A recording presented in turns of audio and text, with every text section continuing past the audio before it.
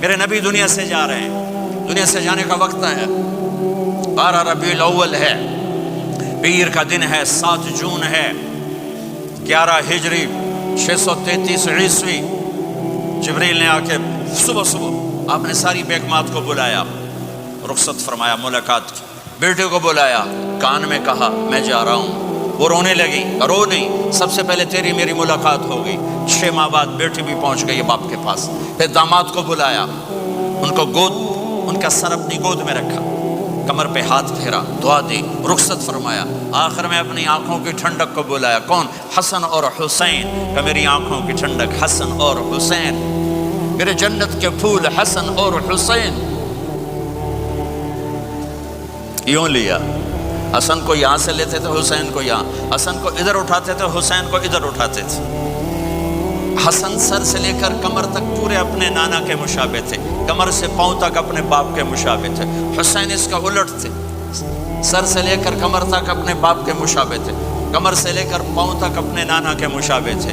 اس مشابہت کی وجہ سے آپ کہا کرتے تھے حسن میرا بیٹا ہے، حسین علی کا بیٹا ہے۔ آخر میں ان کو بلا کر یوں لیا، اور ساتھی آنسو ٹپ ٹپ ٹپ ٹپ ٹپ ٹپ۔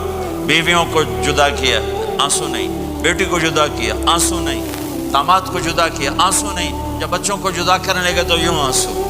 ایک کو زہر میں تڑپتے دیکھا، ایک کا کٹا سر نیزے پہ چڑھتے دیکھا تو آنسو رک نہیں سکے، دعا نہیں کی، ہاتھ نہیں اٹھائے، اللہ کی تقدیر کے سپرد کر دیا، اولاد کو ذبح ہونے کے لیے تیار کر دیا کہ کل میری امت اولاد کے پیچھے جھوٹ نہ بولے، رشوت نہ لے، حرام کاروبار نہ چلائے، دھوکہ نہ دے، فراڈ نہ کرے، بچوں کو کہاں سے کھلائیں، بچوں کو کہاں سے پلائیں، کہ یہ میرا حسین کا سر کٹ کے نیزے پر چڑھا ہوا ہے۔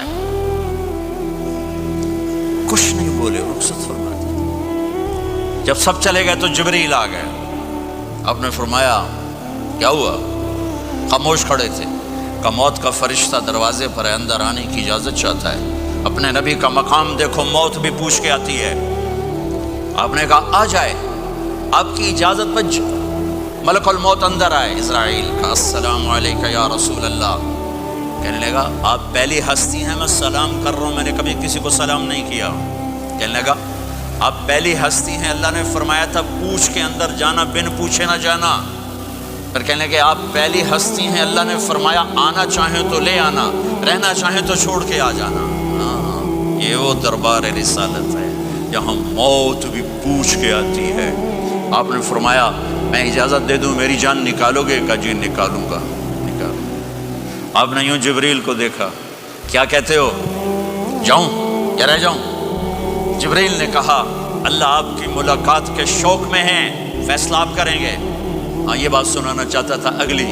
آپ نے کہا اچھا جاؤ، پہلے اللہ سے پوچھ کے آؤ میرے بعد میری امت کے ساتھ کیا کریں گے، میرے بچوں کے ساتھ، یہ ساری مائیں، میرے بچے میرے بچے میرے بچے میرے بچے۔